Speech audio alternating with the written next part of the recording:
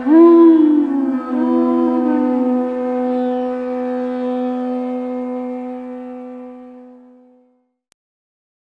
Namo Bhagavate Vasudevaya. Om Namo Bhagavate Vasudevaya. Om Namo Bhagavate Vasudevaya. Yo yam yogastavaya proktaha samyena madhusudana etasyam napashami chanchalatvat ditam stiram. Arjuna Uvacha. Arjuna said, Ya aham, this system, yogaha, mysticism, tvaya, by you, proktaha, described, samyena, generally, madhusudana, O killer of the demon Madhu, etasya, of this, aham, I, na, do not, pasyami, see, chanchalavat, due to being restless, stitam, situation, stiram, stable. Arjuna said, O Madhusudan, the system of yoga, which you have summarized, appears impractical and unendurable to me. For the mind is restless and unsteady.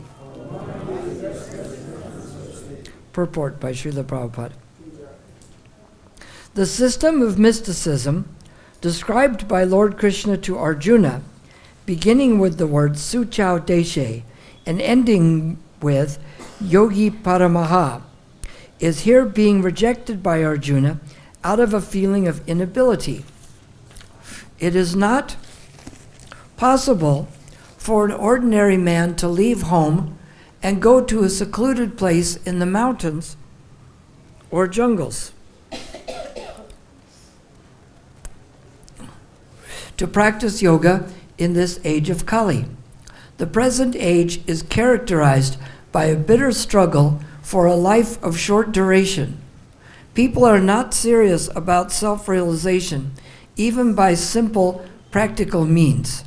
And what to speak of this difficult yoga system, which regulates the mode of living, the manner of sitting, selection of place, and the detachment of the mind from material engagements. As a practical man, Arjuna thought it was impossible to follow this system of yoga, even though he was favorably endowed in many ways. He belonged to the royal family and was highly elevated in terms of numerous qualities. He was a great warrior, he had great longevity, and above all, he was the most intimate friend of Lord Krishna, the Supreme Personality of Godhead. 5,000 years ago, Arjuna had much better facilities than we do now, yet he refused to accept this system of yoga. In fact, we do not find any record in history of his practicing it at any time. Therefore, this system must be considered generally impossible in this age of Kali. Of course, it may be possible for some very few rare men, but for the people in general, it is an impossible proposal. If this were so 5,000 years ago, then what of the present day? Those who are imitating this yoga system in different so-called schools and societies, although complacent, are certainly wasting their time. They are completely in ignorance of the desired goal. So this gives us something interesting here. We wonder, why did Krishna explain it at all? Okay, Krishna shows that there are many practices we can do to get to him. And he explains kind of the cost to value relationship. He shows that we can perform this kind of yoga, which was described earlier in the chapter, about how we set out a mat and we put kusa grass on it and a deer skin, and it shouldn't be too high or too low, and we have to remove ourselves from society. It's a very difficult process. It's kind of like Krishna saying you can eat like this, or you can go all the way around to go like this. Also, this way he is covering the objection. If people say, well, you are engaged in bhakti, but what about this meditation and the process of hatha yoga? Isn't that possible too? Yes, Krishna is showing that that is possible, but not very possible. He's showing that it is a process, but he is also showing us that it is more difficult. And more important than that is Arjuna, who is obviously a great devotee of Krishna. Which one of you knows more than Arjuna? Anyone? Does Arjuna have pretty good relationship with Krishna? And being a kshatriya, is he a pretty fixed mind? Yet what does he say here? Did the page blow away? It did. Oh, Madhusudan, he's saying, because he's the killer of the Madhu demon.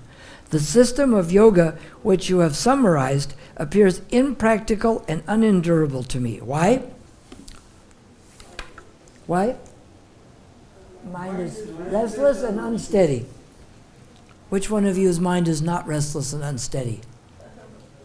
Sometimes it's not, but more by the process of bhakti than just sitting there saying, I will not have a restless mind, I will not have a restless mind. That doesn't work as well.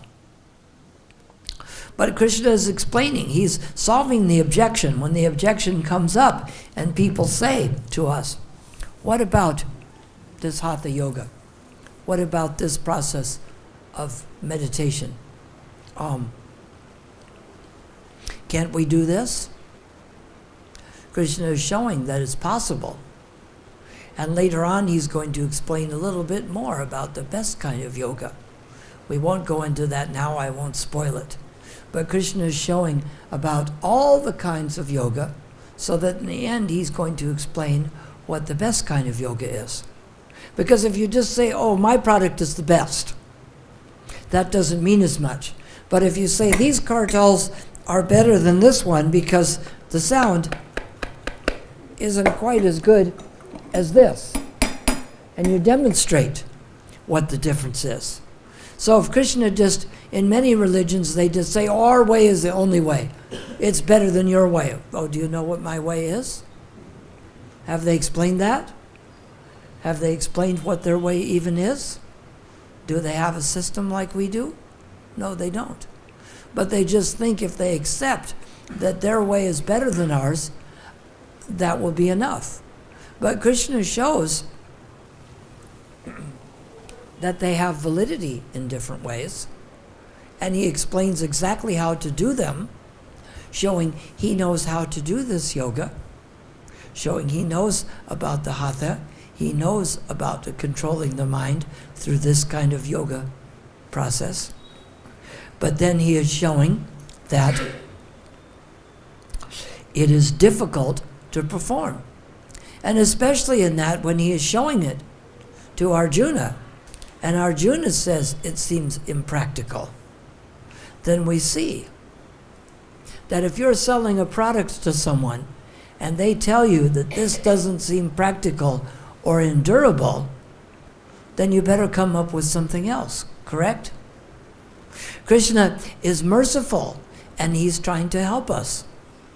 And because this transcendental meditation may be a bona fide process, but if it was difficult in the end of Dwapara Yuga, where Arjuna is, wouldn't it be more difficult in Kali Yuga? And for persons like ourselves who aren't in contact with Krishna as a friend like Arjuna, wouldn't it also be more difficult? So when a person has a product, say you're selling vehicles, and you show the big vehicle to someone, and he says, this vehicle is too big because I'm just one single person. I don't have a wife, I don't have children. Then wouldn't you try to come up with a different vehicle for them? Show them something different, that Nanu or one of the small ones, right? Or would you say, no, you need to buy a school bus in case you get married and have like 50 children? Wouldn't you come up with a product that is workable for them? So this is the point here, that we see how merciful Krishna is. If Arjuna shows that himself, being much greater person than we are, if it's impractical and unendurable for him, it must also be unendurable for us. So this shows how merciful Krishna is. He will show something that is easier to do and has more benefit. Because we have a couple kinds of processes, ascending and descending. This process here is like the ascending, where we are trying to bring the life airs up the body and bring it up the chakras and eventually take it out through the top of the head. And the problem with this process is that we're not getting increment spiritual development.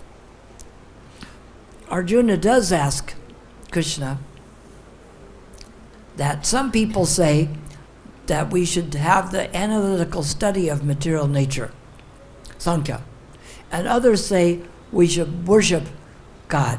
So which one of those is good? What? Sri Krishna actually says one who applies himself well to one achieves the results of both. So if you apply yourself really well to Sankhya Yoga, you will understand it is like looking for the root of the tree. You will understand that Krishna is the root of the tree, and you will begin to water it.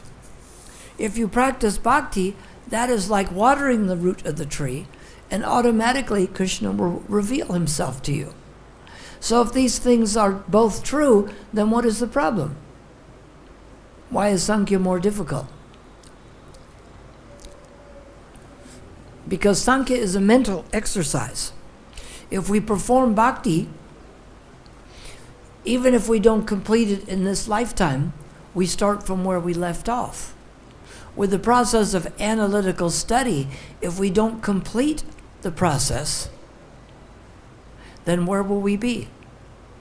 If you're practicing bhakti and you get to 50% and you die, next lifetime you start at 50%. But say you're going to come out with a new automobile that runs on hydrogen or uses very small amount of gas, and you die while it's 50% made. How much money did you make? How much? Zero. That's the difference here, is that with bhakti we get to take it with us. Whereas with the analytical study, we don't take it with us. If we please Krishna a little bit, Krishna helps us. And that is the point that is coming in here. That we also have to be careful in this. Prabhupada was saying that in the yoga schools, when they did teach the yoga without understanding the ultimate goal, then their effort is a waste of time and they will not come to the goal.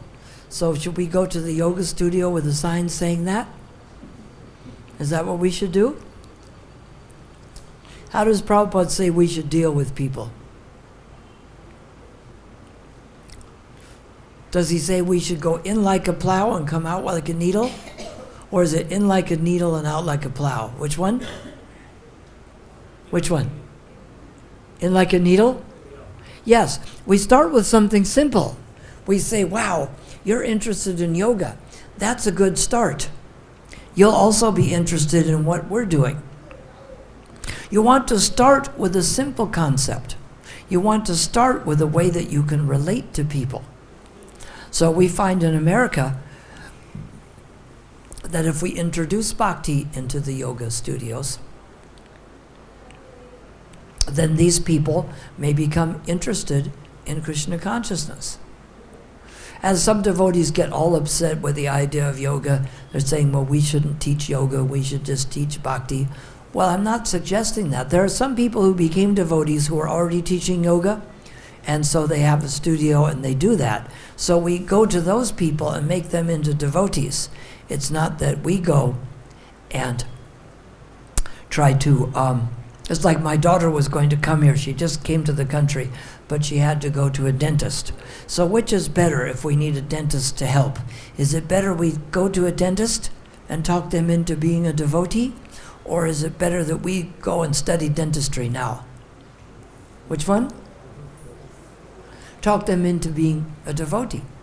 So we see that even though we wouldn't start people that way, if they're started that way, we have to use that as a reason to make them move farther on the chain. Because not everyone comes as a pure devotee. People come with different kinds of needs. Does anyone know one of those needs? There's 4 kinds of people that surrender to Krishna. Inquisitive. Which one? Inquisitive. Someone's inquisitive. That's one. Yes. What else? Distressed. Distressed. What else? Desire of wealth. Desire of wealth. Okay. What?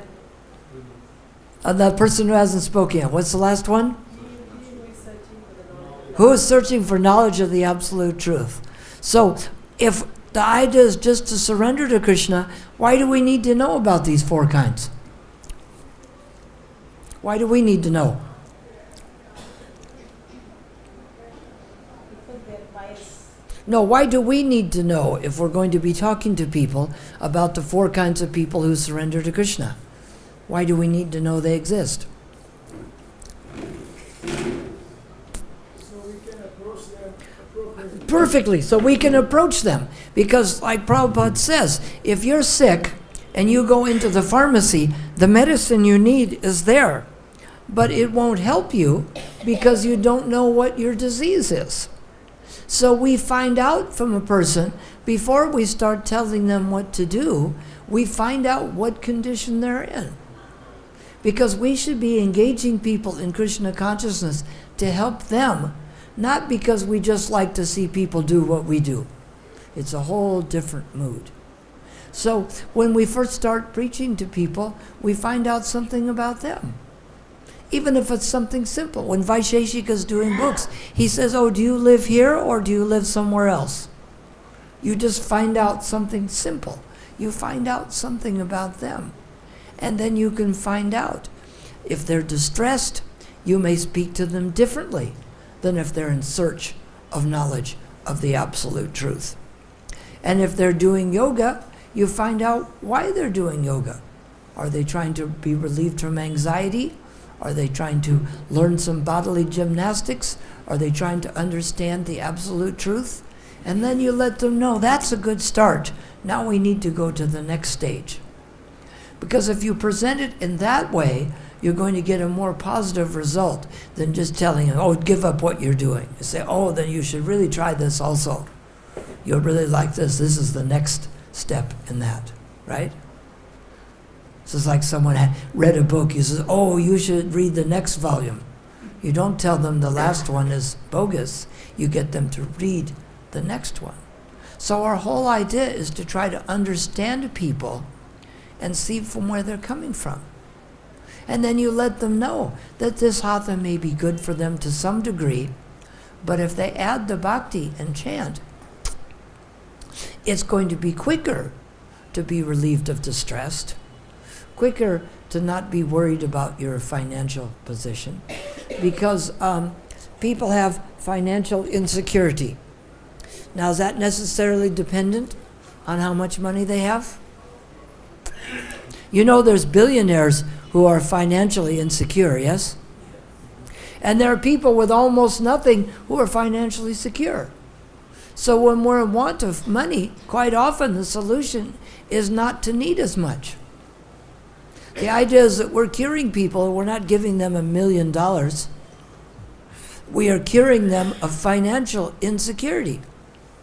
They may not have a huge amount more money, but they learn that if they depend on Krishna, instead of depending on what money they have or what money they don't have, they will not be financially insecure. So that is what we are curing people of. But we have to understand a little about how Krishna explains this yoga system so that we can let people know the idea is not to fight with them, but to get them to take the next step. And then they won't worry about this process later. But the idea is to get someone interested. That's why we practice a little different than some religions. Some religions, you show up at their church, they talk to you for 5 minutes, outside the church before it's even started, and then they say, now, do you want to join our church? I say, well, can I read a book first or attend one of your services? So what they want you to do is have faith in them. What we tell someone is, read this book and see what you find in there. Come and visit our temple and see what kind of experience you have. We want people to try it. We don't ask them just to join it and accept it. We don't want them to have blind faith, but we don't want them to have blind doubt either. We want them to come and give it a try so they can taste it. Because Prabhupada says you can't taste the honey by licking the outside of the bottle. You have to open it and go inside. So we want to convince people to open it and go inside. And by opening it and going inside, they will find a yoga system that is endurable, that isn't difficult to practice. It's a little hard to practice this eightfold yoga system, yama, niyana, pratyahara, where you bring the breath, pranayama, you bring the breath, and then ultimately you go to samadhi. This is difficult. We have 9 processes of devotional service. Can someone name just one of them? Shravanam. Okay, what's another one? Kirtanam, what else? What's one? Vishnu Smaranam, what else? Archanam, what else? Padasevanam, what else? Is it Nindanam? Nindanam? Not Nindanam, no. Is it Prajalpanam? No. What else? Did we get Vandanam? Atmani Vedam. Do we start at Atmani Vedanam? Is that where we start? We start by hearing. Some religions, Christians say, well, you just surrender to Christ. And you do it once, that's all you need to do. That's what some of them say. We have a process of how to get to that spot by a practice of devotional service. And for us to explain that this process of bhakti is easier and more practical, we also have to understand a little bit about what Krishna has explained here in Bhagavad-Gita. And when he explained it to Arjuna, Arjuna said that it was impractical and unendurable for him. Why? Because of what? Mind is restless and unstable. Did you already know this, or did you have to read about it? Or when you read about it, you noticed it was true, right?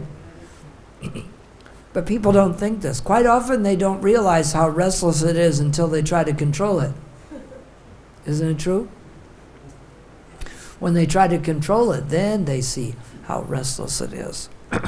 So we have to see how to introduce this Krishna consciousness in a way. We start just by attacking people, right? Because we go in like a plow and come out like a needle. Is that it? No. We start going in like a needle and out like a plow. We show people how to chant. And because this process, if you take a step to Krishna, he takes a step to you. I found this in my life. In 1967, I went to this music festival. And at the end, the people from the mystic arts world that had a health food store, they were singing a song. And I said, where did this song come from? They said, well, there's a Swami on Pico Boulevard. And he sang a song, and it goes like this: Hare Krishna, Krishna Krishna, Hare Hare, Hare Rama, Rama Rama, Hari Hari. So I chanted with these people. There was no devotees there, but the Swami was Prabhupada. And Pico Boulevard was a long time ago, because when I first went to the temple in LA in 1970, it was on Watsika. Not Watsika, it was on La Cienega, and then it moved to Watsika. So Pico I didn't even go to. So I chanted with them, and a few days later a friend of mine was shooting at these animals, and he squished a dove, which is the bird of peace. And the doves always, they pair up and they stay together, like a husband and wife are supposed to. And I said, that's a cruel thing to do. He said, well, you eat meat, don't you? I said, yes. He said, how many animals do they have to kill for you to eat meat? I said, probably a lot. He said, so does it make me any worse to kill one more bird? I said, you're right. He said, so it's okay for me to kill the bird? I said, no, I'll never eat meat again. And I didn't. So because Prabhupada had chanted, and these people heard, they chanted it, and I chanted with them, and Krishna came to me to let me know not to eat meat. In the mystic arts world, I would watch the stores sometimes. I found a book called Teachings of Lord Chaitanya, and in there it says that bhakti means we just pray to God for some way to develop love for Him. So I went to a special rock and I would pray for some way to develop love of God. Another thing my friends told me they'd heard from devotees was that for real spiritual life, we have to give up illicit sex and intoxication. Someday, they said, though. Not like Sunday in 2 days, but like someday way down the road, right? But the idea was planted in my head. It was going in like a needle. So when I went to my rock to pray on January 5th, 1970, I got this feeling that, well, if I'm really praying for some way to develop love of God, I have to give up illicit sex and intoxication. So I said, all right, God, I'll give up these things. And you send me some way to develop love for you. And I opened my eyes, and about 20 meters away was a devotee walking towards me, dressed in saffron. And before that, I thought, how long will it take me to find out? A week, a month, a year? And when I looked and I saw, Hare Krishna, this is what I'm supposed to do? And I said, what are you doing at the beach? He said, well, we were up on the hill chanting. And all of a sudden, I had this uncontrollable compulsion to come down to the beach. He said, would you like to come and chant with us? I said, I think that's exactly what I'm supposed to do. And so I went and chanted with them and started coming to the temple. And fortunately, very soon after that, Prabhupada had come to LA. So we went to LA. It was interesting because there'd be a feast in Laguna. And myself and Badri Narayan Swami and another boy named Bayahari, we would stay at the temple Saturday night, and we would help the devotees prepare the feast, because they would have a feast there at noon, 12 o'clock. And then afterwards, we'd all get our cars and take as many people to LA as possible. And at La Cienega, we would chant, and Prabhupada's car would come up, and we'd all chant, and Prabhupada would walk inside the temple, and then Prabhupada would lead the chanting, and then Prabhupada would give the class, and then he would lead the chanting for Artik, and we'd have a second feast. I remember things he said. He talked about the modes of nature being like the three colors. Red is passion, yellow is goodness, and blue is ignorance, and you mix them together. 3 times 3, you get 9, and 9 times 9, 81. So the modes of material nature become very complicated because there's so many mixtures of these. Then he says, if you boys and girls are sincere, you will take over this movement with this country. You will take over this country with the movement. So the second time I went, it was the initiation of Jayatirtha and Mohanananda. This was probably February of 1970. And everybody would line up in the walkway for Prabhupada to leave. And there was no place for me to kneel down. So I knelt in the gutter, and the door opened and Prabhupada passed me, and the door was here where Prabhupada couldn't see me. But when the door was shut, he saw me in the gutter, and he got back out of the car, and he says, "Oh, Hare Krishna," and he touched me on the head. And I still remember, I felt like a Nectar Devotion says that when we clap our hands, all the sinful birds fly out of the tree. It's just like when the birds fly out, just by clapping our hands. So by Prabhupada touching me, I felt so many sins had gone away, and I'm sure I must have done a lot. And I remember how good I felt after that. I was chasing the car down the street. So we used to go every Sunday. We'd have the 2 feasts, and we'd go to see Prabhupada. The one time most of our humanities class went to see that. And there was, out of 14 people, 11 of them were vegetarians. And my mother went, and one of our old friends went. And when he paid his obeisances, he looked up, and Prabhupada was standing there. And Prabhupada grabbed his hand, and he was so excited. The man was a businessman, and he's still a big businessman today. But he was so excited that Prabhupada had stopped and waited for him. That Prabhupada gave the attention to each and every person. It was amazing how this would happen.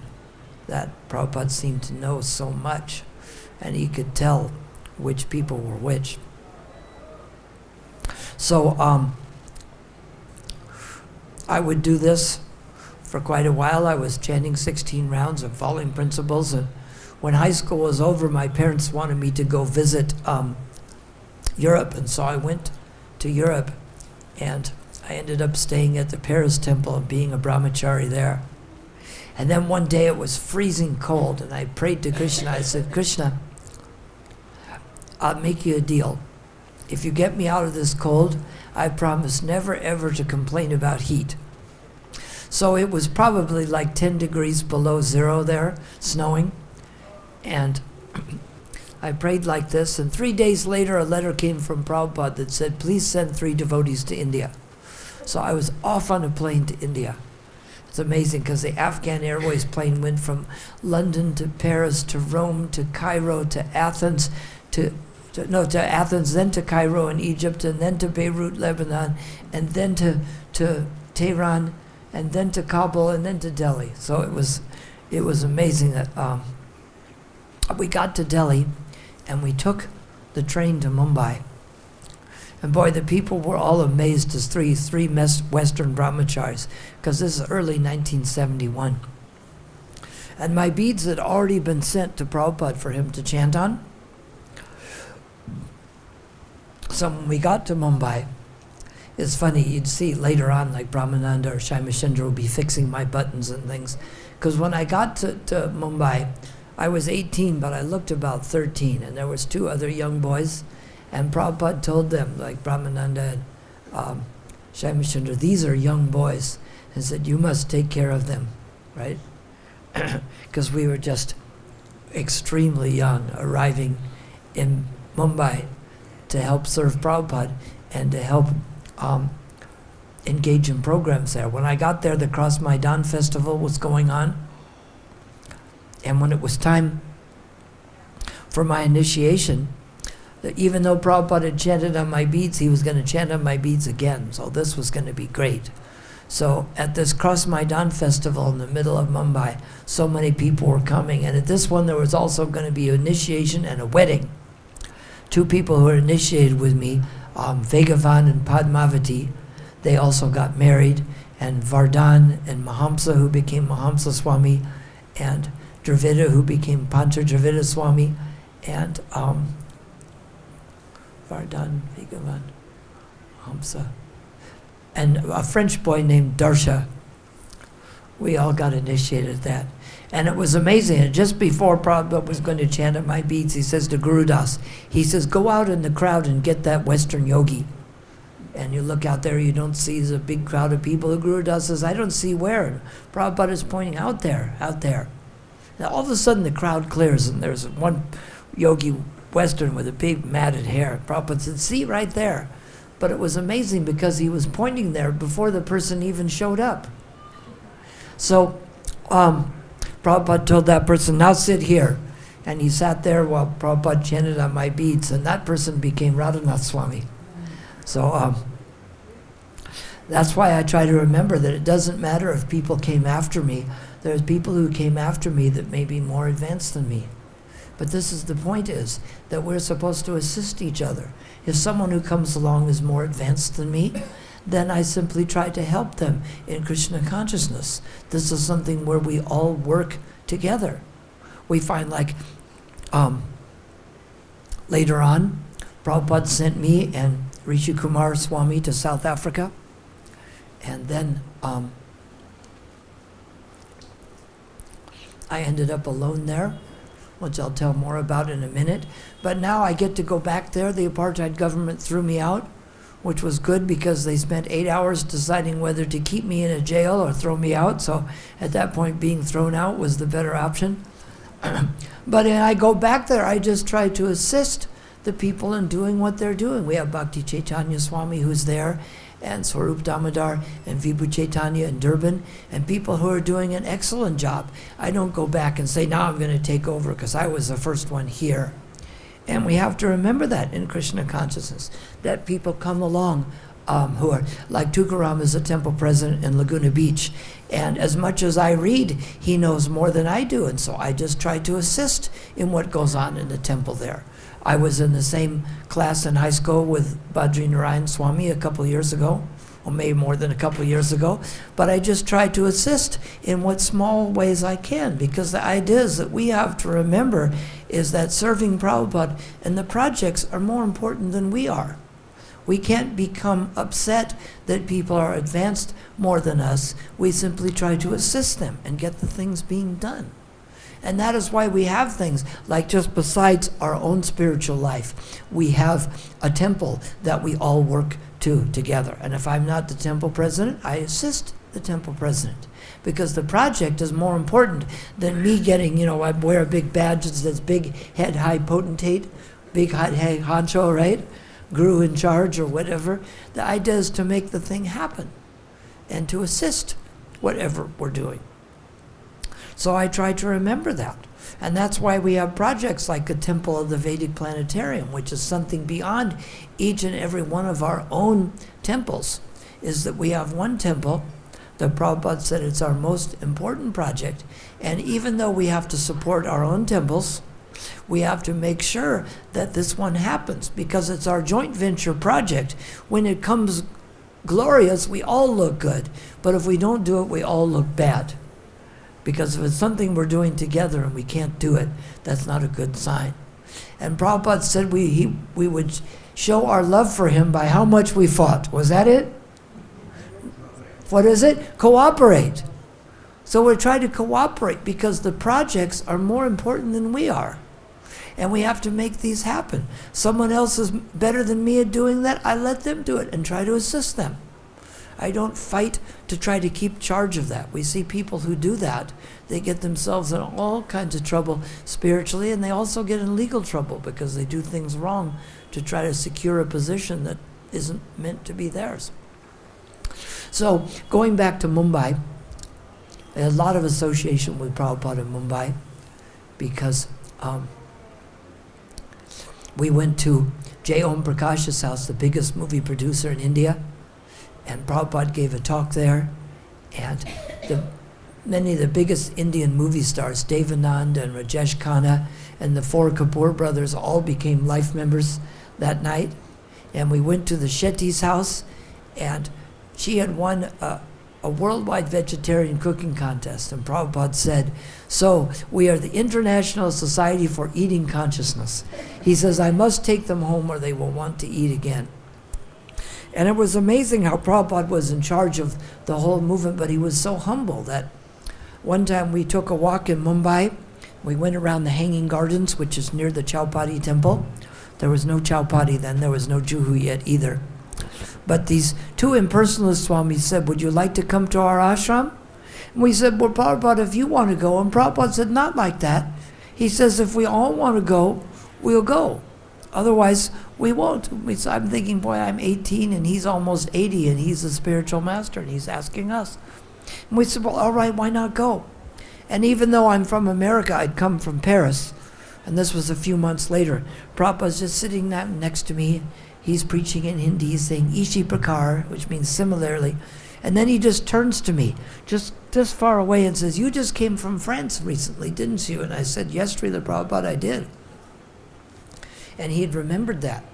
So then we used to go on morning walks, and one time we picked up newspapers because it was very soon after, well, I'll tell the story first so you can see why.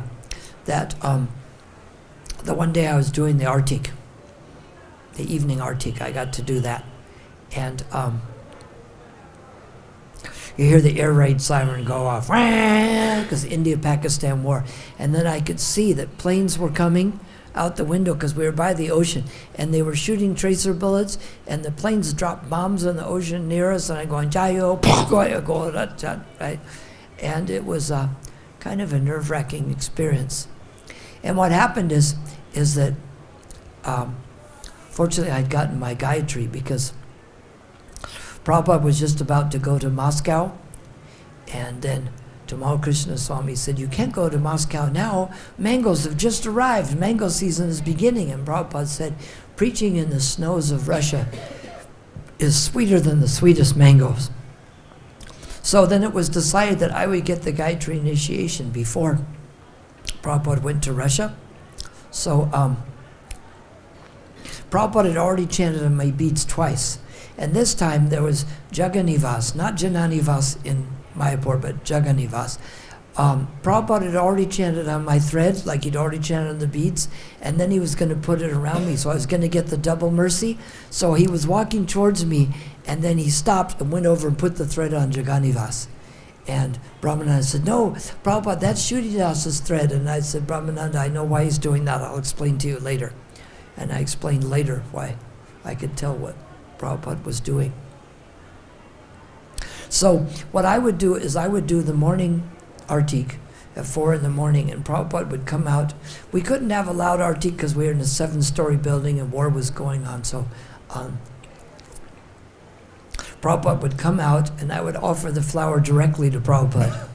And then at lunchtime, I would go into Prabhupada's room, and I would put, he had the commentaries of Jiva Goswami and Sridhar Swami and Jiva Goswami and Bhaktisiddhanta Saraswati, his guru, and I would put those away, and I would give him his lunch.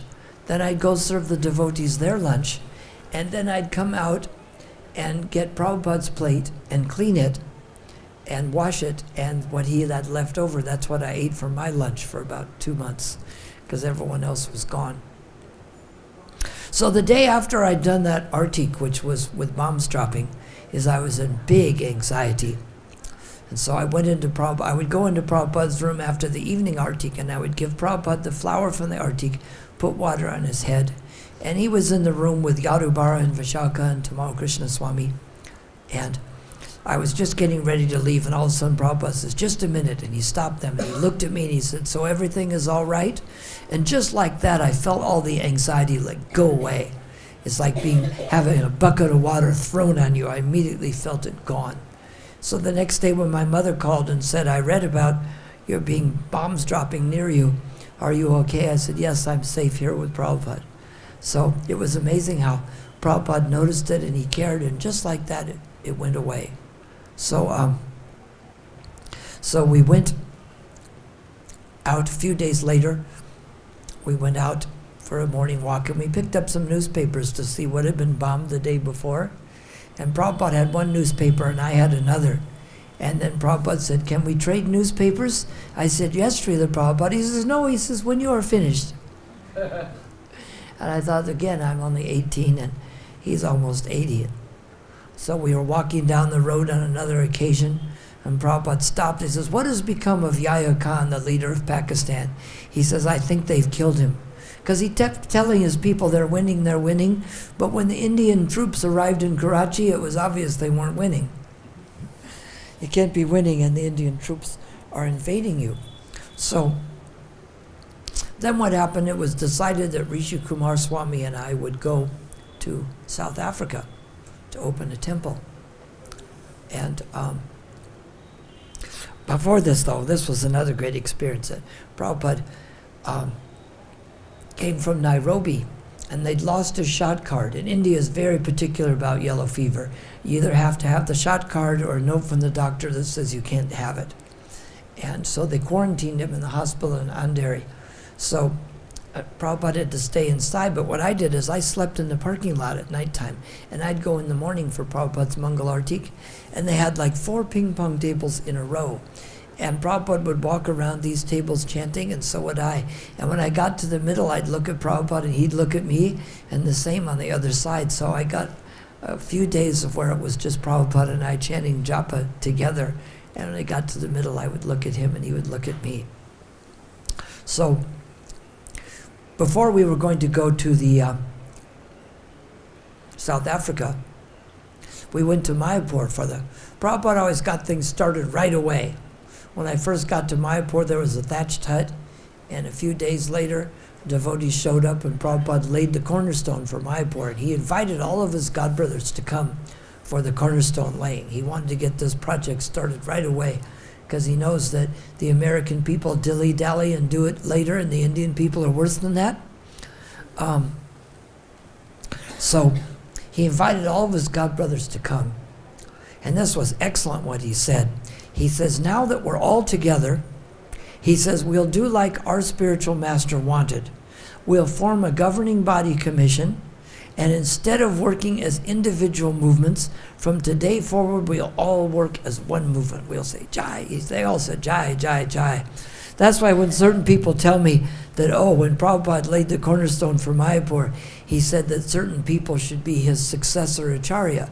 But Prabhupada didn't say anyone should be the successor acharya. He said they should have formed a governing body. And then he said, well, if they won't do it, he says, we'll continue with ours. So the idea was Bhaktisiddhanta's idea. He didn't manufacture it.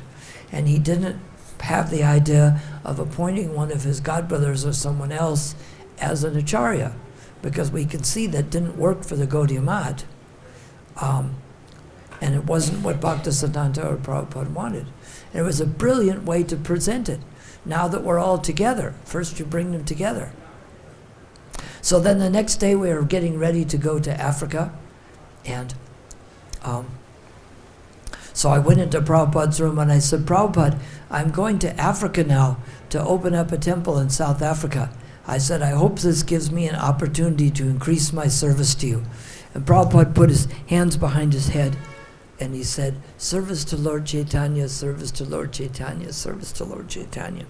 So I was in South Africa with Rishi Kumar, and you can hear Prabhupada talk about this in the Nectar of Devotion tape, number 1, 33 minutes into it. He mentions that he gives, my name in Sanskrit is Kshudy. In English they say Kshudy, and in Bengali they say Kudi. So Prabhupada says Rishi Kumar and Kudi Das are in South Africa, and he mentions about the article that we'd sent from the Durban newspaper. But then very quickly after that, I woke up one morning and Rishi Kumar Swami was gone. And so I looked around and I found a letter. It says, Dear Kshudy, decided to split.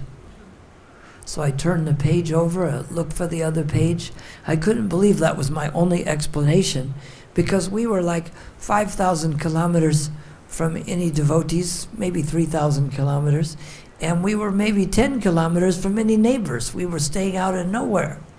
So you'd think he would have told me he was thinking about going before he left. And then he took about $2,000 with him. So I thought, well, what am I going to do? I don't want to make him look any worse than he is, but I don't want to hide what happened, so I'll just write a letter to Prabhupada. In those days, we'd type it, and I had a carbon copy I sent to Kurinder in L.A. and to Brahmananda in East Africa. And I explained how Rishi Kumar had left me alone and taken the money with him. So the letter from Prabhupada came back first, before anybody else.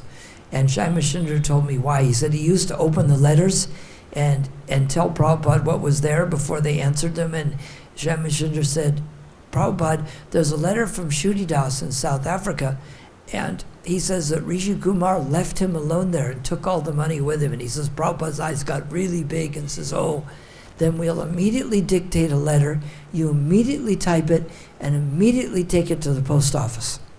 So that's why it was done so quickly. So I'd written to Prabhupada that even though I'm in debt, I'm going to order more books so I can help pay off the debt. And even though it's true, it doesn't sound good, does it? If I owe you money and I ask for more money to help pay it off, it doesn't sound good, but it was true. And I said I would make incense sticks and I would do less programs because I was going to try to concentrate on selling as many books as I could so that I could pay off the debt and make contacts there so that in case they throw me out, that they'll be able to continue. So Prabhupada was concerned that I was alone. But when the letter came back, I thought maybe I'm in trouble, so I opened the top of it, and it said, "I am very much pleased." I said, "Well, I guess I'm not in trouble." He said, "At the responsibility you've taken to preach in South Africa at such a young age." He said, "Rishi Kumar was tempted by Maya and he fell." He said, "Now somehow or other you've been left alone, just like our Narada Muni, and Narada Muni became one of the greatest devotees." So it reminds me of that now when my children are all gone and my daughter showed up here today. She was supposed to come, but a tooth fell out. So she went to the dentist. So I'm basically alone. I have no parents, no brothers and sisters, no wives and girlfriends, nobody at my level. I have 2 children and a grandchild and a great-grandchild, right? And I have Prabhupada and the devotees. So somehow or other I'm left alone by Krishna's arrangement. But then Prabhupada made it possible because, I wasn't qualified then and I'm not qualified now. But Prabhupada said, "I am praying to Krishna that you all have the strength and enthusiasm to carry out this mission." So quite often I pray that again to Prabhupada. I said, "I am praying to you that I'm asking you to pray to Krishna that I will have the strength and enthusiasm to carry out what mission I have, because I may not have this and I may not be qualified to pray for it.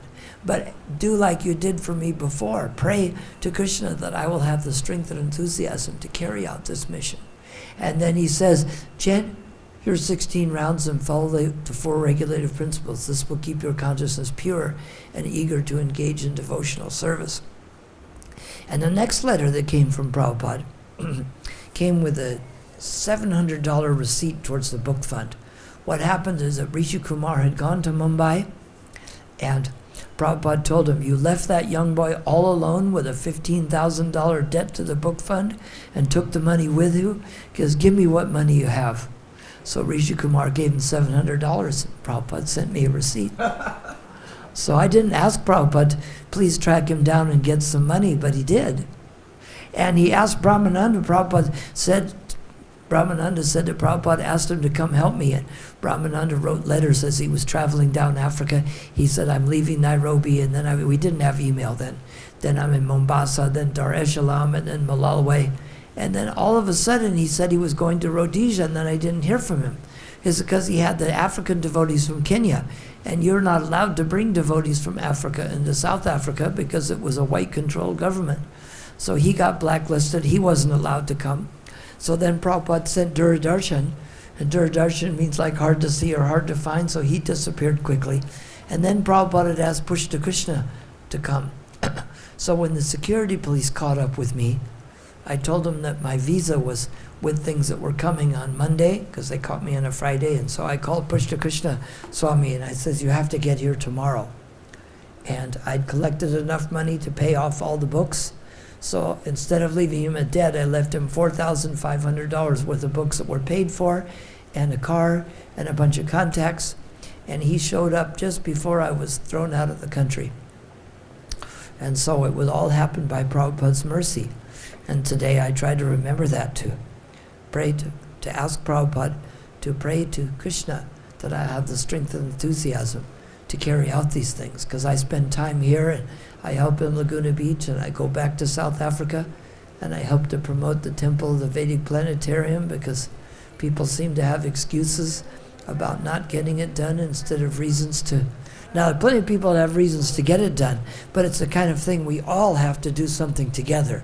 It isn't the kind of thing that somebody can give $1,000 a month to and it'll get done. It takes everybody really digging in and doing something to make this happen. And when it does, it'll become a glorious offering for Lord Chaitanya and for Prabhupada and for ourselves too. And we know when we go the extra length, then Prabhupada is pleased for us, and that's our ticket. You know how excited I was, even though I was all alone, being threatened by the local people and the government, to get a letter that started with, "I'm very much pleased at the responsibility you've taken." That made it all worth it. And so today, I try to remember my experiences with Prabhupada, and I try to further them by doing lots of reading, because you have to read the book, it doesn't talk to you. Although sometimes you can listen to them on tapes and they will talk to you that way, but you have to have contact with it. So we have to read these books because this is our contact with Prabhupada. When I would hear him in Mumbai translating the 7th canto in the next room, I couldn't get all of it, but today I can get it all because it's there in a book. So in conclusion, we have to read these books to stay in touch with Prabhupada and listen to lectures on whatever form they come in, discs or MP3s or tapes or records. We don't have many records anymore, do we? But some people have lectures on records. However you can get it, take it. Hare Krishna. All glories to Srila Prabhupada. Yes. Where's the other mic?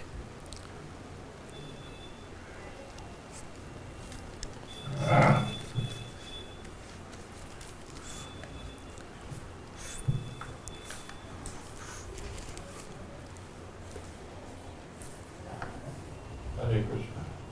Well, thank you very much for the recounting your story. Wonderful story, wonderful experience in your great soul.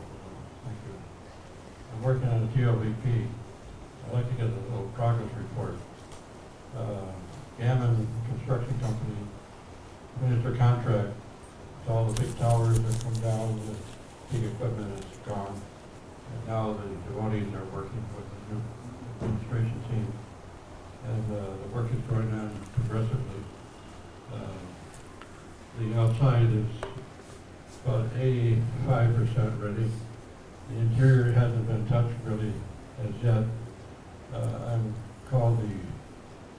a low man on totem pole, but I do the visionary stuff. So when they need a concept, Bhavananda comes to me and says, "Bhakti, I want this design and that color and this shape, and I want it in 10 minutes.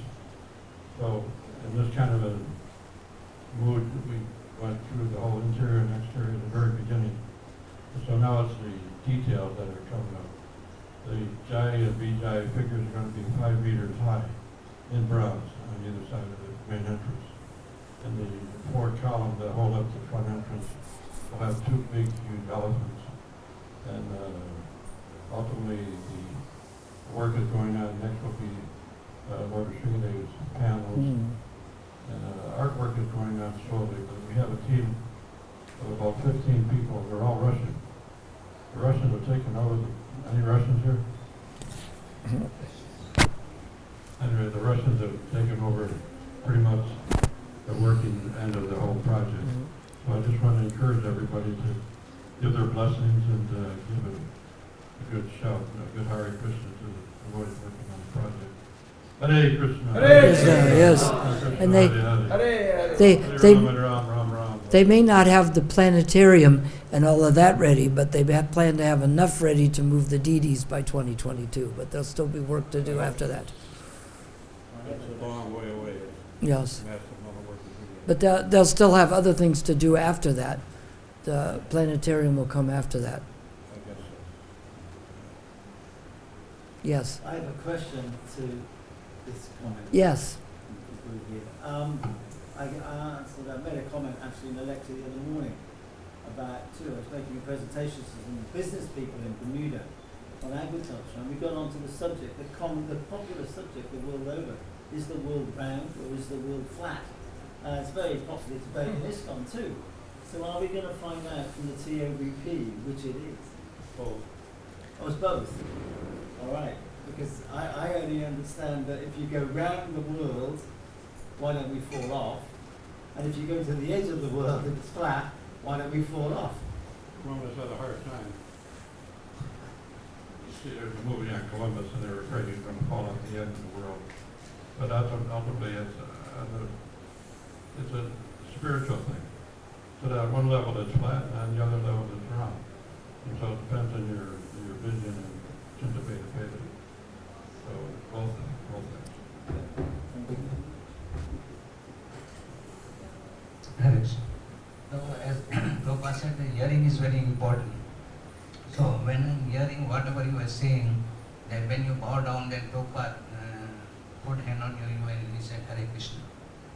And similar way, when in the Mayapur they say something Jai Jai, you said. No, he said, when I said, no, his godbrothers, when he said that we should he didn't say we should, he said we'll form a governing body, and from today forward, instead of working as separate movements, we'll all work as one movement. They put their hands up and said, Jai, Jai. So this hearing is very important, what you say. So I hear this very nicely, that Prabhupada always chanted Hare Krishna and Jai. But now the time is changed and everybody is chanting Hari Bol, Hari Bol, Hari Bol. So how these changes have come? Can you say something on that? I don't know, but the truth is, I save time when I'm greeting people, and if they say something to me, if I'm going Hare Rama, Rama Rama, Hare Hare, I wait till I start the next one and go, oh, Hare Krishna, Krishna, Krishna. So I combine it into. There's an incident that took place Yes. here in Vrindavan. One of our senior men, Yes. I won't mention his name, but he was going, Hare Bol, Hare Bol, Hare Bol. And Prabhupada took a cart that was going to hit him with it. So 2 months Hare Bols is going to destroy the bowl of nectar that's going to be waiting for everybody. So Hare Bol is not the answer to the wishes of Prabhupada. Yeah. But he did make that new mantra, which you heard about today. Yes. Hare Krishna. Also in 1977, I think, well, before Prabhupada left, of course, we used to chant, instead of Jai Shri Krishna, it was Bhaja Shri Krishna. Remember that? Mhm. Bhaja Shri Krishna. But there was a group, I think here in Vrindavan, of Bhajana Nandis. And Prabhupada didn't like this, so he changed the mantra quite, definitely then, before we left, and it was Jai Shri Krishna. I didn't know that. But we were chanting Bhaja Shri Krishna for many years, You mean those years up until Panchatattva Mahamantra? Yeah. yeah. Yeah.